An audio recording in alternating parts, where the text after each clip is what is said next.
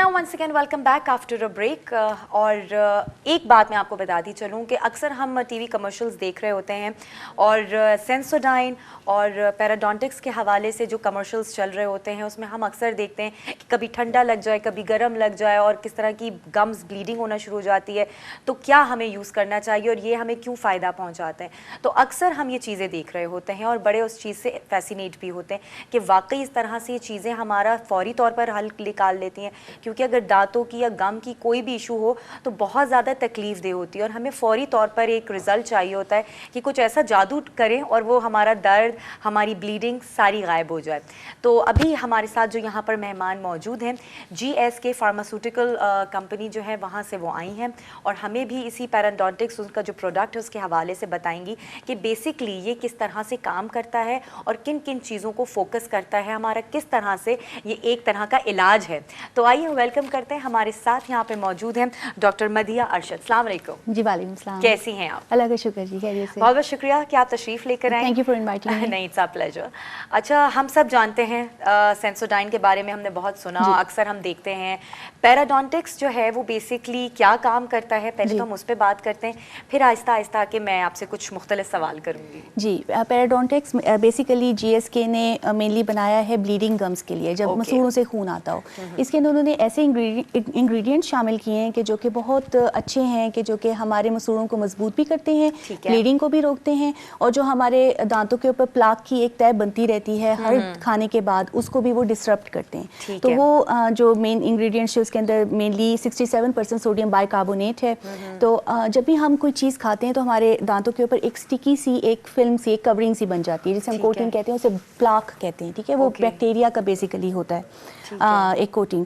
ये क्या करता है, जो सोडियम बाइकार्बोनेट है ये पेनिट्रेट करता है उसके अंदर वो जो हमारी प्लाक की फिल्म है और उसको डिसरप्ट कर लेता है, उसको लूज़ कर देता है। और फिर जब हम फिजिकली जब टूथब्रश करते हैं तो वो 4 टाइम्स ज़्यादा इफेक्टिव होता है उस प्लाक को उतारने में as compared to a normal toothpaste. तो ये इसकी मेन जो एक चीज़ खासियत है पैराडोंटिक्स के अंदर। और प्लाक ही मेन चीज़ है जो कि हमारे मसूड़ों को इरिटेट करता है और मसूड़े जो होते हैं उनमें से खून आना शुरू हो जाता है। तो प्लाक हमारे यानी दांतों का दुश्मन है, तो उसका जो दुश्मन है वो पैराडोंटिक्स है। और पैराडोंटिक्स के अंदर ये सोडियम बाइकार्बोनेट होता है। अच्छा, ये मुझे बताइएगा पेशेंट्स को इसके बारे में हम किस तरह से अवेयर कर सकते हैं कि ब्लड की जो ब्लीडिंग होती है, गम ब्लीडिंग है, उससे किस तरह से हम अलार्मिंग कंडीशन आ सके, या फिर अगर इस तरह की कोई चीज़ हो तो उसको किस तरह से हम उसमें वो एक होता है ना कि रिलैक्सिंग हो जाए, कि हमें टेंशन ना हो कि इसका इलाज नहीं है और फौरी क्या हल हो सकता है? जी बिल्कुल। जब भी हमारे पास पेशेंट्स आते हैं हम उनको ये एडवाइस करते हैं कि 2 टाइम्स अ डे वो 2 दफ़ा दिन में ब्रश करें। पैराडोंटिक्स बहुत अच्छा है मसूड़ों के लिए, और भी बहुत सारे टूथपेस्ट हैं। तो ये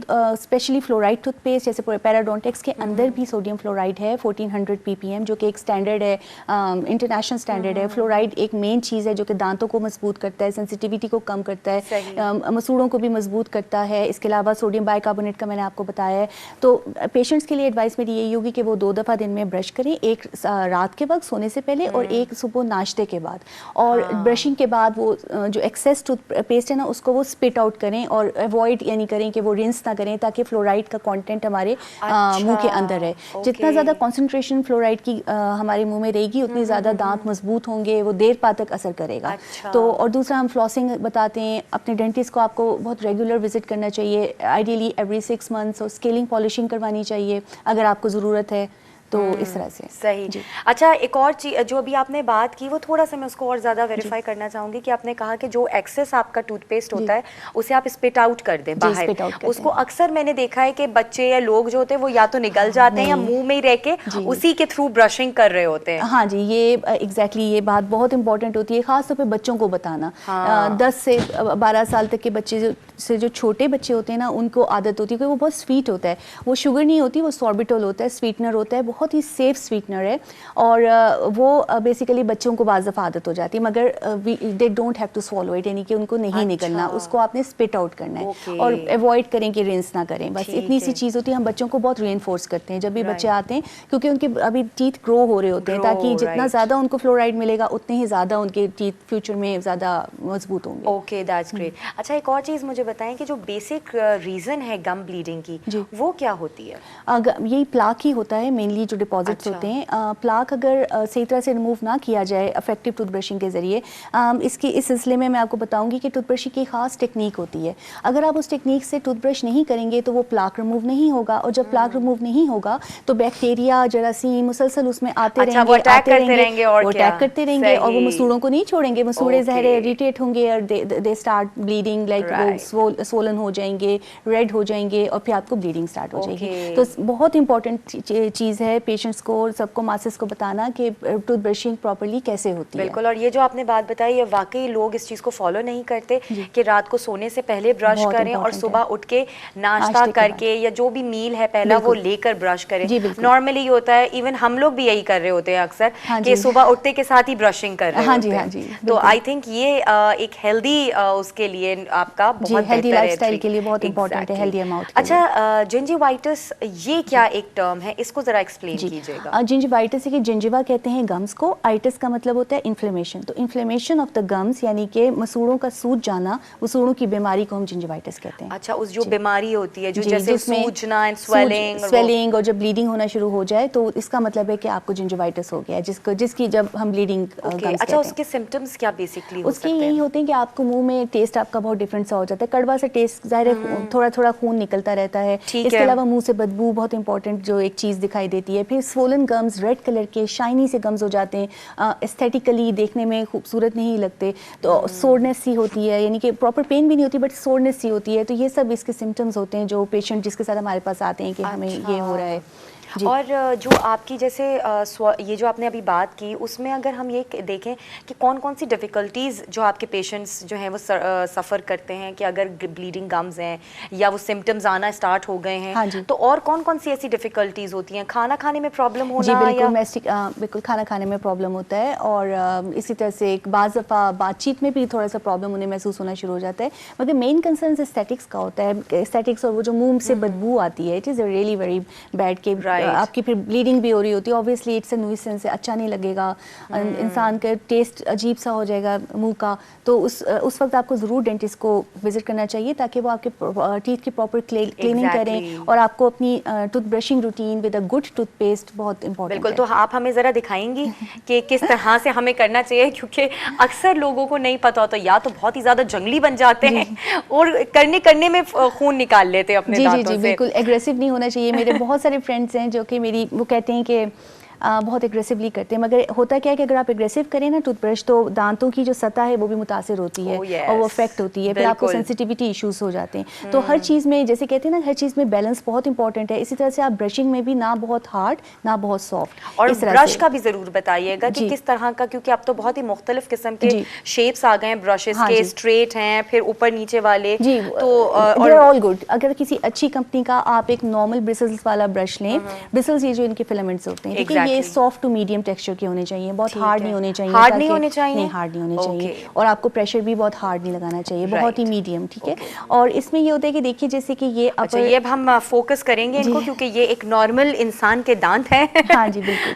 तो ये अपर और लोअर जॉ है, अपर और लोअर जॉ, ठीक है। तो अब हमने टूथपेस्ट लिया, जो नॉर्मल टूथब्रश एक अच्छी कंपनी का लेकर उसके ऊपर एक अच्छा टूथपेस्ट जैसे पैराडोंटेक्स है, ये आप लगा के फिर आप एक साइड से आप स्टार्ट कीजिए, ऊपर जैसे 45 डिग्री एंगल दीजिए अपने टूथब्रश को, और राउंड सर्कुलर मोशंस में आपने सारे दांतों की आउटर सरफेस एक साइड से स्टार्ट होना है, जैसे राइट और लेफ्ट साइड, ठीक है।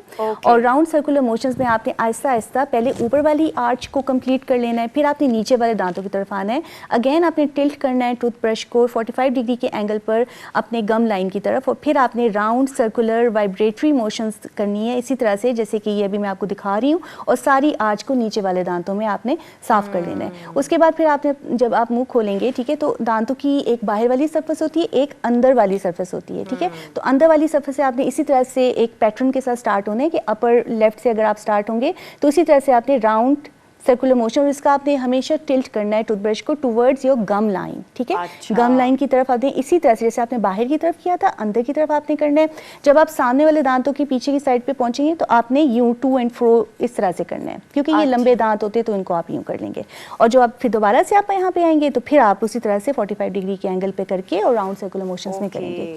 इसी तरह से आपने same goes with the lower, आपने सारा इसको कवर कर लेना है। एंड में आपने अपनी बाइटिंग सर्फेसेज, ये जो चूइंग सर्फेसेज होती है ना, ये वाली, ये वाली इनको आपने अच्छी तरह से टू एंड फ्रो मोशन के साथ ये कर लेना है। और वेरी एंड जो एडवाइस किया जाता है कि आप अपनी टंग को भी स्क्रैप कर लें, क्योंकि टंग के ऊपर अक्सर बैक्टीरिया होते हैं जो कि हाँ, तो नॉर्मल ब्रशेस भी ऐसे आ रहे हैं कि वो बैक से उन्होंने वो टंग स्क्रैपर दिया हुआ है, बिल्कुल उनकी टंग बैक वाला होता है, तो वो हल्का सा स्क्रैप कर लें तो वो उन बैक्टीरिया को भी खत्म कर देगा जो उन्होंने एस्केप कर लिया, जो उसके ऊपर आ गए हैं और उसे मुंह में बदबू आती है। तो ये मेनली इसका होता है। चलो, ये बड़ा एक अच्छा तरीका हमें पता चल गया। नॉर्मली लोग मुख्तलिफ अंदाज अपनाते होंगे, लेकिन अब आप सब ने इसी तरीके का अंदाज फॉलो करना है और पैराडोंटिक्स यूज करना है, उसी से आपके दांत अच्छे हो सकते हैं। अच्छा, अगर हम ये देखें कि लॉन्ग रन में अगर हमें गम ब्लीडिंग अपनी रोकनी है और उसे अवॉइड करना है तो क्या तरीका अपनाना चाहिए? देखिए, सबसे पहले तो आपको अपने घर पे अपनी रूटीन एक स्ट्रिक्ट रूटीन आपको फॉलो करनी चाहिए ओरल हाइजीन की, ठीक है, जिसमें आपको यही है कि last thing at night before going to bed, यानी कि रात के वक्त और एक सुबह के वक्त आपने ब्रश करना है एक अच्छे फ्लोराइड टूथपेस्ट से, और जैसे कि पैराडोंटेक्स है और इसके वेरिएंट्स भी अवेलेबल हैं मार्केट के अंदर। सेकेंडली आपने डेंटिस्ट को बहुत रेगुलर विजिट करना है, एवरी 6 मंथ्स इज रिकमेंडेड, ठीक है, इसलिए ताकि डेंटिस्ट आपको देख सके कि अगर कोई मसला हो रहा है तो उसी वक्त वो उसको पकड़ ले और उसका इलाज कर ले। आपने इंग्लिश में सुना होगा कि स्टिच इन टाइम सेव्स 9, तो डेंटिस्ट्री में हमारी एग्जैक्टली यही चीज़ है कि अगर आप वक्त पे उसको कर लें तो आपको पता है इट्स वेरी एक्सपेंसिव, कितना एक्सपेंसिव है, तो आपको लेस एक्सपेंसिव पड़ेगा। लेकिन अगर आप उस चीज़ को वर्सन करने देंगे, करते रहेंगे, नर्व्स इन्वॉल्व हो जाएंगी, तो इट्स वेरी एक्सपेंसिव। सही। अच्छा, पैराडोंटिक्स का अगर हम देखें तो कितना परसेंटेज होता है कि वो आपकी गम ब्लीडिंग को प्रिवेंट कर सकता है और आगे मजीद होने से रोक सकता है? तकरीबन ये 70 to 80% तक आपको ये क्योर करता है, but you have to do properly, यानी कि आपको 2 टाइम्स ब्रशिंग बहुत ज़रूरी है और विजिट टू द डेंटिस्ट भी बड़ी इंपॉर्टेंट है, ठीक है। लेकिन ये कि ये बहुत इफेक्टिव टूथपेस्ट है, इसके अंदर जिंजर है, यूकलिप्टस है, जो हर्बल वाला इसका वेरिएंट है, mint is very good freshener of mouth, और ये जो जिंजर होता है ये भी एक एंटी बैक्टीरियल होता है, यूकलिप्टस भी एंटी बैक्टीरियल है, ये मजीद जाके स्ट्रेंथन करता है हमारे गम्स को भी और टूथ स्ट्रक्चर को भी। तो इसमें और भी इन्होंने कुछ एडिड इंग्रेडिएंट्स ऐसे डाले हुए हैं हर्बल वाले के अंदर जो कि बड़े अच्छे हुए हैं हमारे दांतों के लिए, हमारी सांसों के लिए, मसूड़ों के लिए। तो इसीलिए ये स्पेशली 2 चीज़ें, फ्लॉसिंग बहुत इंपॉर्टेंट है, फ्लॉसिंग वंस अ डे, क्योंकि 2 दांतों के दरमियान में जो सरफेस होती है ना, उधर ये टूथब्रश के ब्रिसल्स नहीं पहुंच पाते। तो हमें इंपॉर्टेंट होता है कि आप फ्लॉस करें वंस अ डे बिफोर टूथब्रशिंग। तो उससे ये होता है कि आपकी सारी सर्फेसेस दांतों की बिल्कुल क्लीन रहती हैं, प्लाक बनने नहीं देते। प्लाक जो होता है इट टेक्स अबाउट 24 आवर्स, 24 घंटे उसको चाहिए होते हैं हार्ड होने में, और जब वो हार्ड हो जाता है यानी कि वो कैलकुलस बन जाता है, तब वो ब्रशिंग से नहीं निकलता, फिर आपको स्केलिंग पहले हमें जो है वो करना है, हमें वक्त से पहले करना है। तो इसका सबसे आसान तरीका है कि व्हाटएवर यू ईट आप जाके ब्रश कर लें। नहीं, उसमें भी मैं आपको बताऊं कि 2 टाइम्स इज रिकमेंडेड, क्योंकि हमारे दांतों की जो एनामल जो आउटरमोस्ट लेयर है ना, अगर उसको बहुत ज़्यादा टूथब्रशिंग भी करेंगे ना तो डैमेज होना शुरू हो जाती है, स्पेशली आफ्टर मील। अगर आप मील के बाद आपको तकरीबन आधे से 1 घंटा देना चाहिए, क्योंकि मील के फ़ौरन बाद, फूड के फ़ौरन बाद हमारा जो एनामल है वो सॉफ्ट हो जाता है। तो बाज़ लोग क्या करते हैं कि फ़ौरन खाने के बाद जाके जल्दी टूथब्रश कर लिया, तो उस वक्त वो पहले ही सॉफ्ट हुआ होता है, ऊपर से आप टूथब्रश करेंगे वो और एब्रेड हो जाएगा। तो इस तरह से सेंसिटिविटी इश्यूज आ जाते हैं। तो इट्स बेटर कि लास्टिंग एट नाइट, हर चीज़ इतदाल में, हर चीज़ बैलेंस में, ठीक है, हर चीज़ बैलेंस में, हर चीज़ बैलेंस में। Too much is always bad, too much of everything is bad. True. अच्छा, ये तो अभी हमने गम जो ब्लीडिंग्स थी उनके हवाले से पैराडोंटिक्स का इस्तेमाल की बात की, लेकिन हम रेगुलर अगर टूथपेस्ट इस्तेमाल करना चाहें तो उसमें भी हम पैराडोंटिक्स को इस्तेमाल कर सकते हैं? इसके अंदर वो सारे इंग्रेडिएंट्स हैं जो कि एक नॉर्मल टूथपेस्ट में होने चाहिए, स्पेशली सोडियम फ्लोराइड।